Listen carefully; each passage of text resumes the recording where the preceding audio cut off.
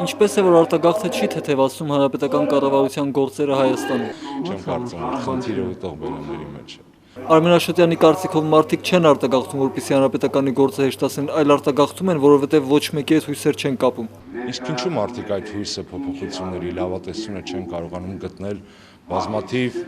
իբր թե ժողովրդի պաշտպանների առաքելություն ստանձնած քաղաքական ուժերի ելույթներում, ծրագրերում եւ գործողություններում։ Վարչապետ Տիգրան Սարգսյանին փոքրաթիվ ժողովրդի խնդիրների լուծելու հանրապետական կառավարության անզորության մասին հարցը թվում է ոչ կոռեկտ։ Սիրելիս, դա կոռեկտ հարցադրում չի, եթե դու ուզում ես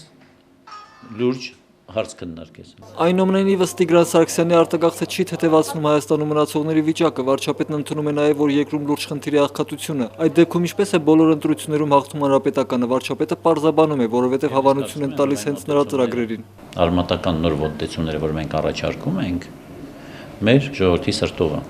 Արմատական մոտեցումներից են սոցիալական վատ վիճակում գտնվողների համար կրթության հնարավորություն ստեղծելը, աշխատատեղեր բացելը։ Տիգրան Սարգսյանին հիշեցրեցին, որ այդ մոտեցումներն առաջարկվում էին նաև 5 տարի առաջ, երբ ինքն ստանձնեց վարչապետի պաշտոնը։ Դու հիշում ես որևէ մի կառավարություն, որ այդպիսի բան չի ասել։ Ի դեպ վարչապետից հետաքրքրվեցինք, թե ինչու է Հայաստանում հարստանում հատկապես պետական պաշտոնյան, ինչպիսին է, ասենք, պետական եկամուտների կոմիտեի նախագահը։ Այդ հարց քեզ է պետք տալ։ Եթե դու ժամանակին Յուկոն բաց էիր։